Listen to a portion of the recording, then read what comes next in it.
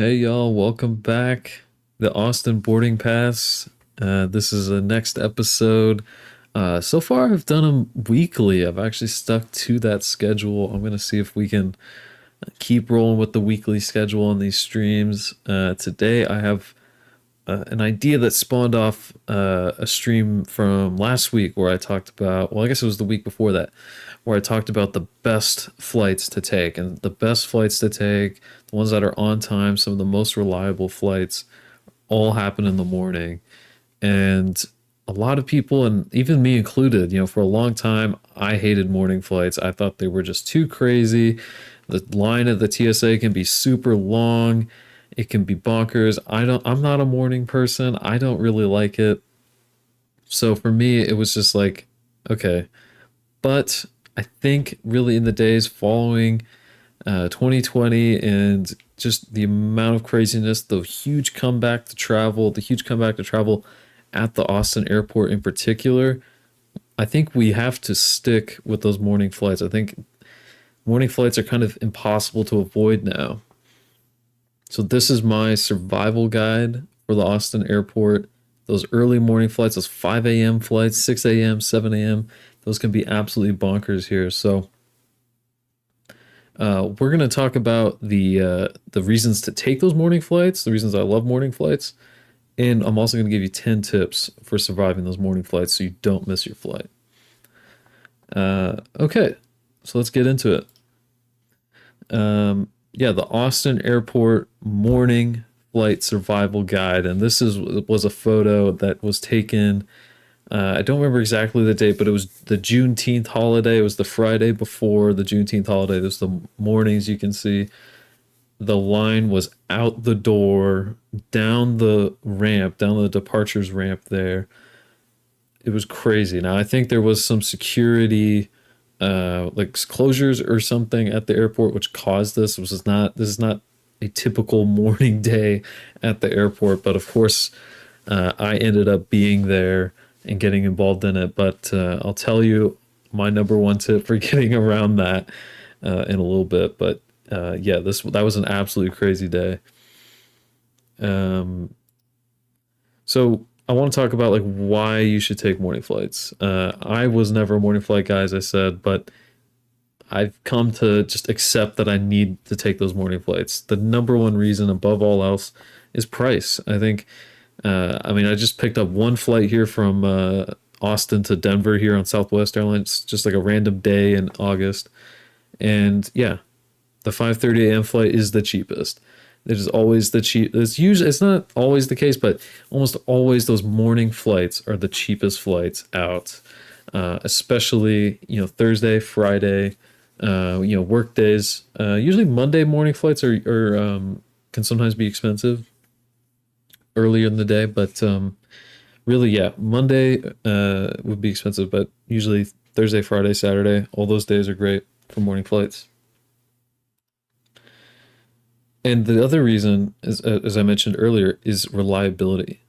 All those morning flights are going to leave on time, basically speaking. Like, excuse me, the basically before 8 a.m., you have about an 80% chance of leaving on time. And if you are late, you're only late by about 20 minutes.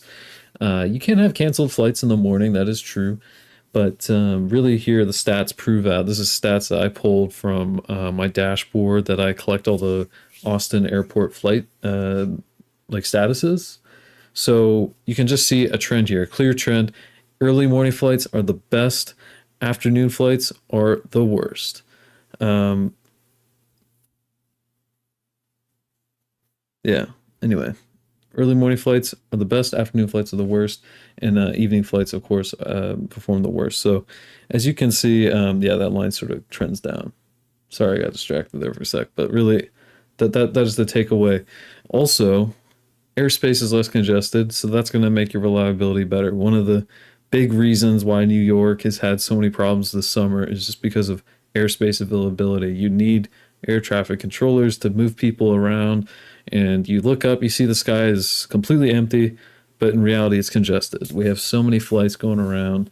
Even in Texas, the second largest state in the country, we'd still have congested airspace, and it can cause problems and cause delays. can cause ground stops, and we've seen that at just about every airport on the East Coast this year.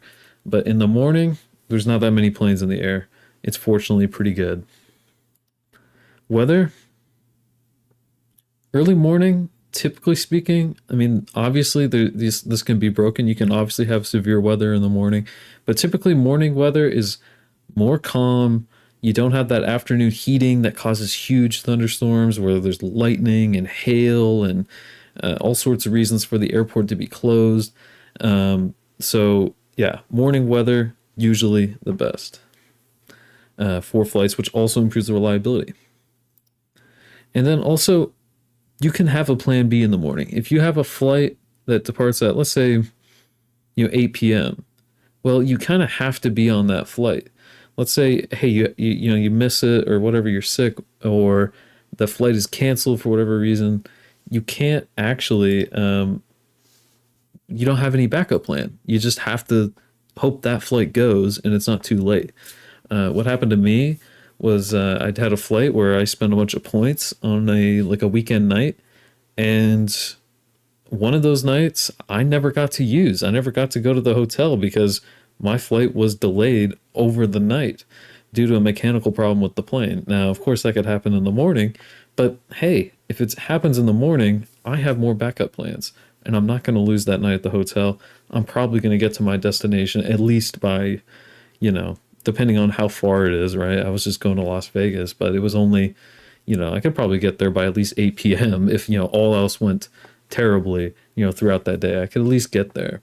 But because it was a night flight, I think it was an 8 p.m. flight or something like that. I never got there that day and I had to spend another night here in Austin, not a night at my destination enjoying it.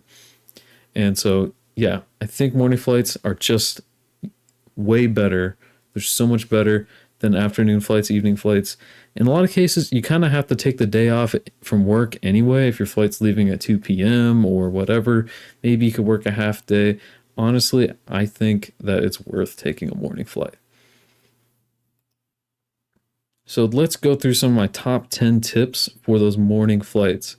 Number one, above all else, if you don't listen to anything else here, I think TSA PreCheck is the number one thing. Now, some people can't get TSA PreCheck; they're not qualified, or I didn't read the full requirements, and some people can't get it. I understand that, but if you do qualify, you should absolutely get TSA PreCheck. It's, I think, $80 for 5 years is what I paid, and that was only in May, so that's definitely still the case now. $80 for 5 years. That is cheaper than any subscription service you're paying for right now. And it's also not a subscription service. You just pay for it once and then you just have it for 5 years and you're not going to forget it. So definitely worth the money. Also, it's very easy to sign up. I'm not sponsored by TSA PreCheck, but I'm a huge fan of them. There's also a good chance that TSA PreCheck, you might have it covered by your credit card anyway. So if you have a fancy credit card, there's a good chance they will cover your TSA PreCheck membership anyway, even though it is pretty small and affordable. So if you do qualify, and that's vast majority of people, you should definitely sign up for TSA PreCheck. It doesn't take that long. And I do have kind of a bit of an anecdote to compare it, is that if you compare it to a restroom, okay, if you go out, you'll notice that in most places that I've noticed that the men's line, the men's room and the women's room, the men's room is usually longer. The women's room's line is usually longer. And I compare that to the regular line. And then you have the men's room. And sometimes the men's room can have a long line. That's true. It's possible the TSA PreCheck could have a long line as well. But that line's going to move a lot faster. Men's room, I think that line just moves faster. Women spend a lot of time in the restroom, I guess. I don't know what they do in there, but I assume, hey, it takes them a bit longer, okay?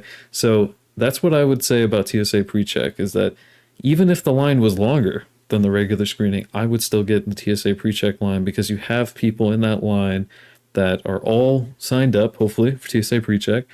And the screening is much more simple. You don't have to take your laptop out. You don't have to take your shoes off or anything, or belts or anything. You just basically go put your bags in and you walk through like it was 2003 or whatever.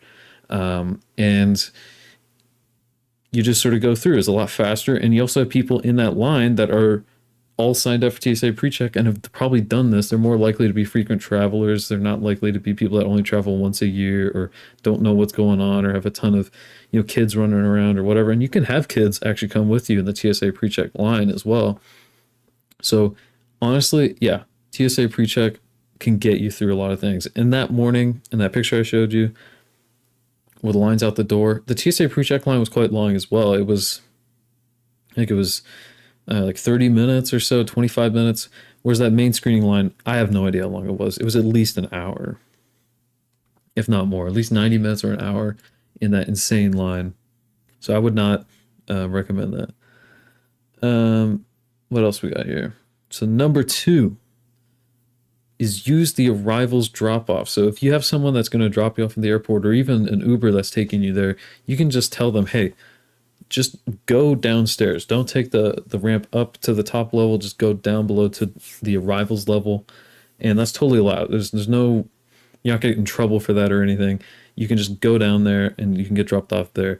And it's generally a better place to get dropped off before like 10 a.m. After 10 a.m., you start to have a lot more arrivals, or at least it becomes like 50-50 arrivals, departures.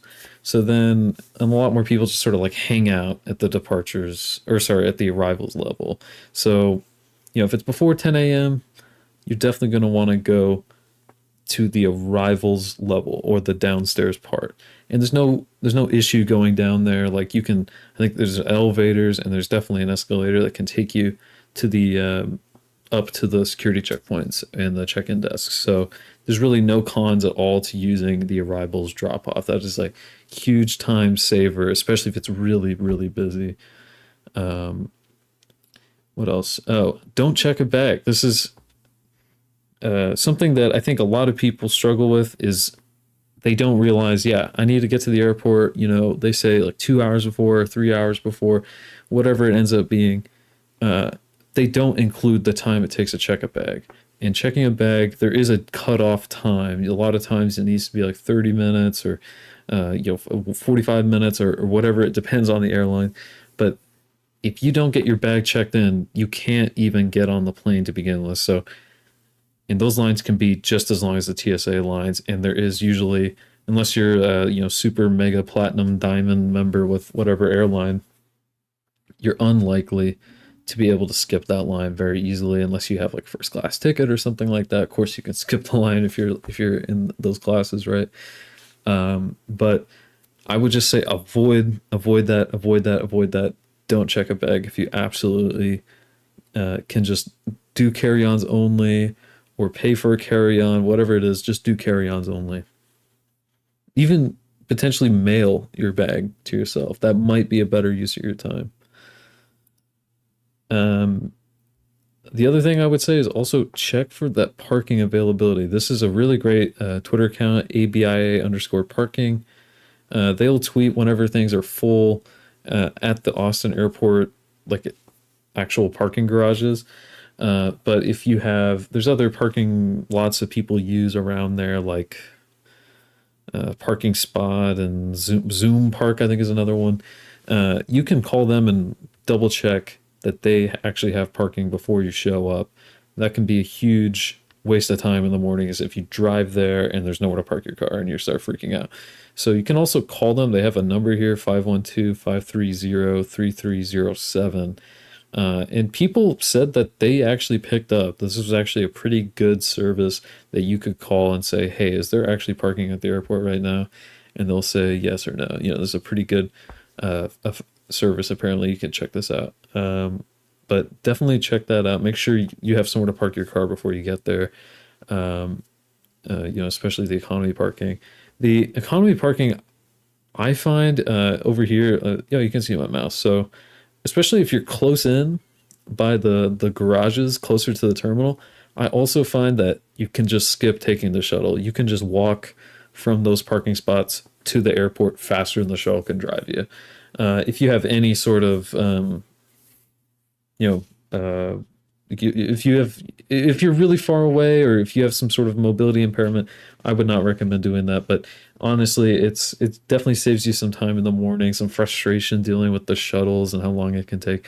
So honestly, I would recommend just walking if you're close to the terminal there.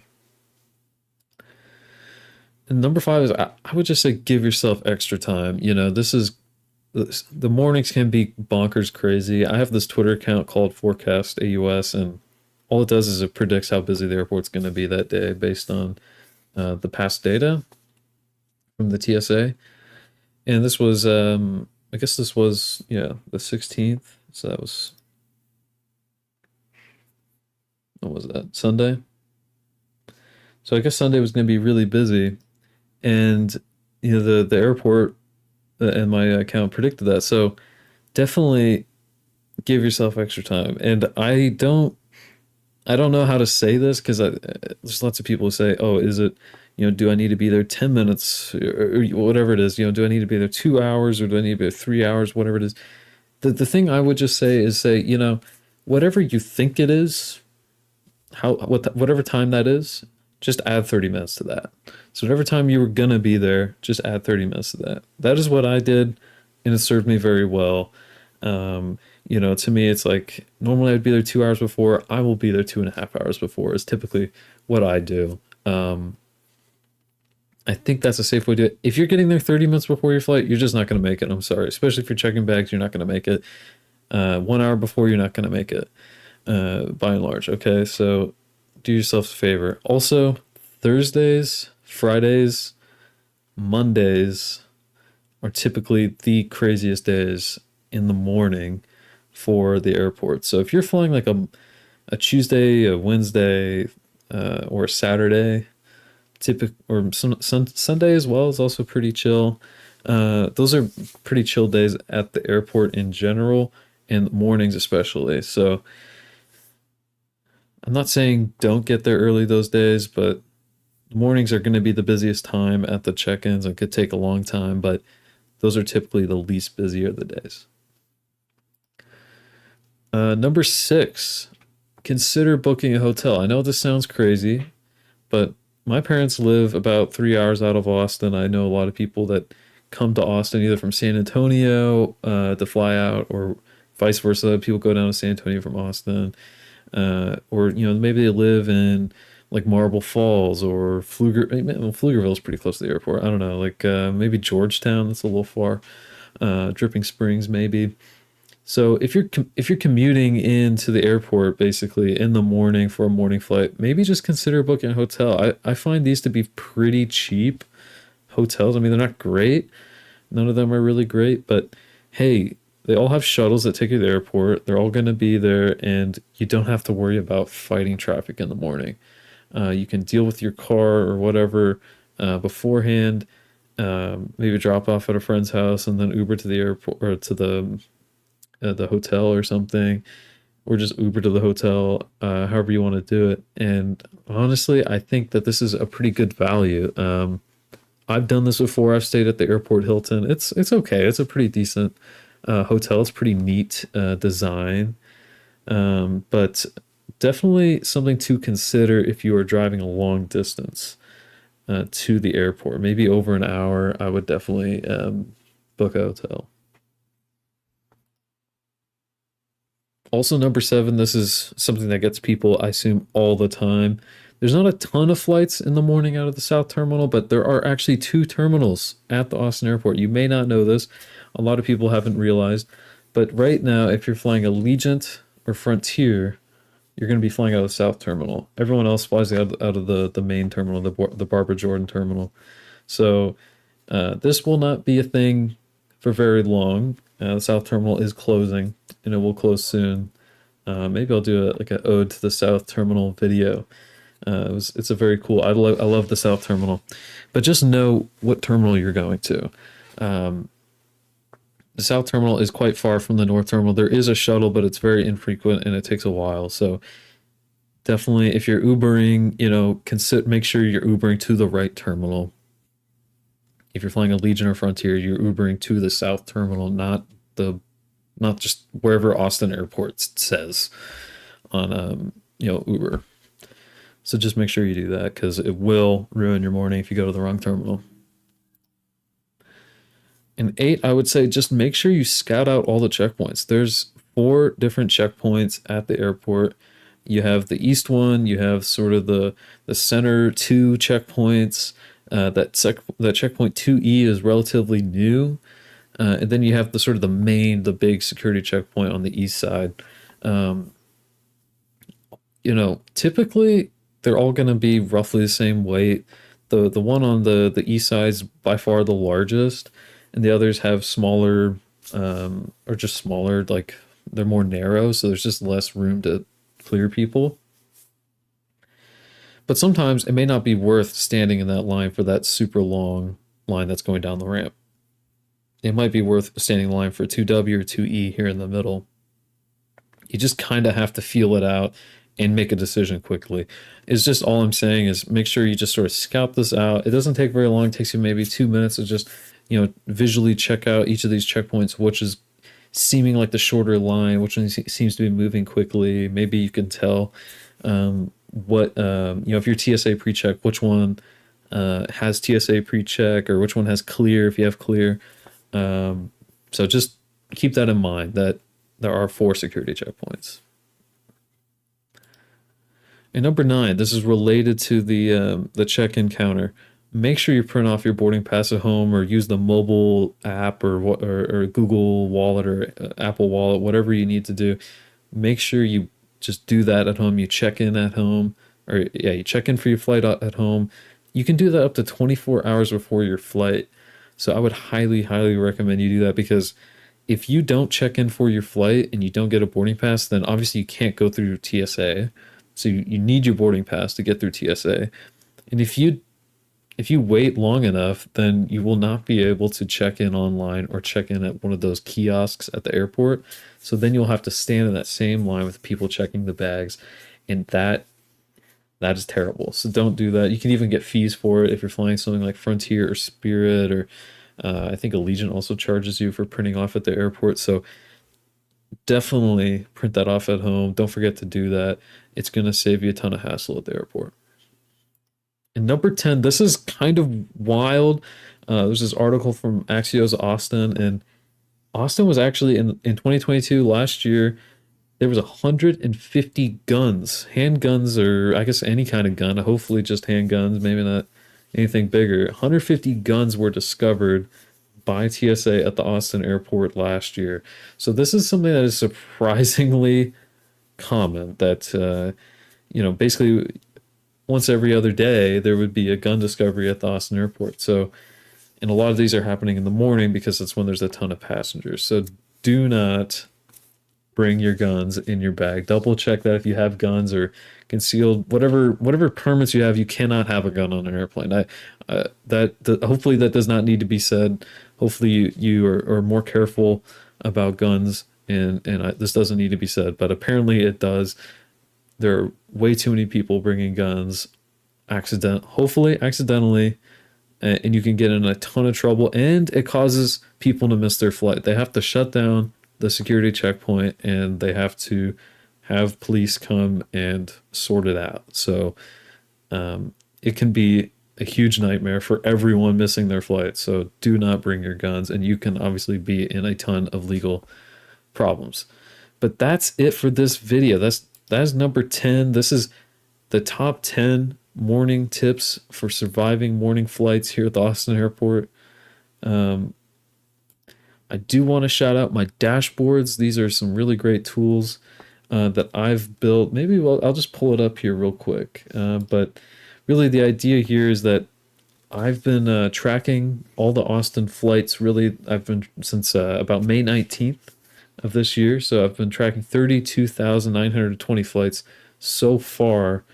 And they have all, I've been tracking if they're on time, how late they might be, if they're canceled. So we can look at the stats and we can all be more informed consumers.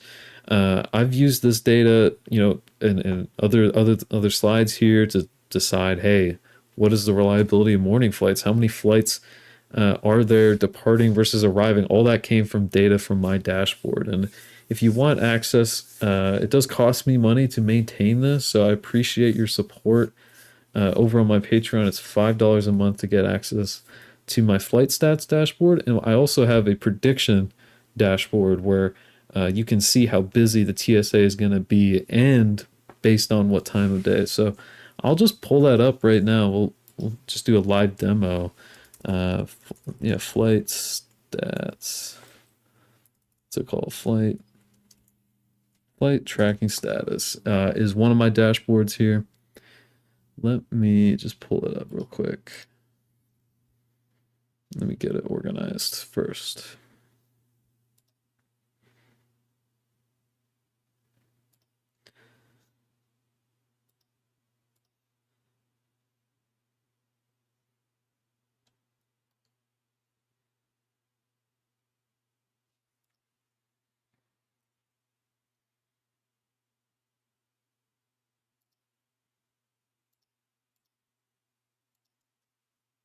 Sorry. Okay. So I'll first share, this is the flight stats dashboard here. Let me make this smaller so you can see it better. Oh, you can't. Oh wait, I can just drag it. Nice. Great.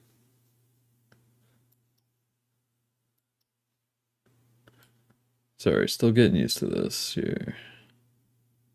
So, this is the flight stats dashboard. So I've been collecting data on all these flights now since May 19th. And really the idea here is that you can look at a particular airport. So let's say we want to look at departures. I was looking at this earlier today. So let's look at Las Vegas. And then we can look here at all of the flights that have flown since May 19th. And really the idea is I'm just going to show once we get enough data, once we have 90 days, it'll just show the last 90 days of flights. So now you can really see here, if I look into send here by flight departure time, you can see all the flights to Las Vegas, and I grade them on a scale of A to F like a teacher would, based on how often it's on time and average delay and stuff. So you can see a lot of these morning flights, and then you get into the afternoon where you have a little bit more of those, that on time percentage really drops, so you can really see all the things. So if you want access to this, and you can also even compare all the airlines that fly there, you can see Allegiant is the best. Love Allegiant. And Frontier is the worst. So those fly out of the South Terminal too. So make sure you know that. But this is the flight stats dashboard. It's a very useful tool for finding really good flights. So the Southwest flight looks really good because it's departing at 5:10 a.m. But you can see some other ones maybe later in the day. Like there's this here, the Southwest flight looks pretty decent. This Allegiant one, 23 o'clock. It departs at 11 p.m. We've tracked, how many flights have we tracked? Only 7 times. It's a relatively new flight. I guess it goes once a week. And that's like a pretty good flight too. 80 on time 85% of the time. That's pretty impressive. And none of them been, well, yeah, this flight was canceled. The Spirit flight was canceled. Of course, it's Spirit. But yeah, so you can view that. The other dashboard you get access to right now, the two that I've built for Patreon members, is this is the forecast dashboard for the TSA line. So you can see based on, so you can select the date. So today would be the 19th. So let's do tomorrow. And then we have some text here that'll update. So we're expecting above normal wait times expected. So this is basically the same thing as my Twitter account called Forecast AUS. And so we can see how many passengers are expected, and we can see that distribution throughout the day. So you can see here, the TSA line opens at 3:30. And then, so the model actually predicts what this profile looks like. So it'll predict, hey, at 5 a.m., that's usually the peak. And then it comes down from there. And then there's another peak at 11. And then it comes down from there. So it's usually very similar every day, but you can see where those passengers, like what is expected and what maybe how to change either change your flight or change what time you think you need to be there. And then down here, I just have a visualization of the trend over time. So we can see here in orange here, this is the actual data that we're getting from TSA. So you can see 4th of July weekend here, there was, you don't really see Juneteenth here, which is kind of interesting. I don't know why Juneteenth there wasn't a huge blip, but 4th of July there was a big blip. And then you can see the dashed line, which is what my model is predicting. It's so spiky because every day of the week is different. Usually the bottom spikes here. Yeah, June 10th, that's a Saturday, and then the big spikes are usually Thursday, then Friday. So it's usually Thursday, Friday, Saturday. There's also less flights offered on Saturdays as well, typically speaking. So you can get access to both of these dashboards for just $5 a month with my Patreon. I'll pull it up here. It's just patreon.com/the Austin Boarding Pass, or just Austin Boarding Pass. Sorry, not the. So thanks y'all for watching. I appreciate it. Have a good one. Signing out.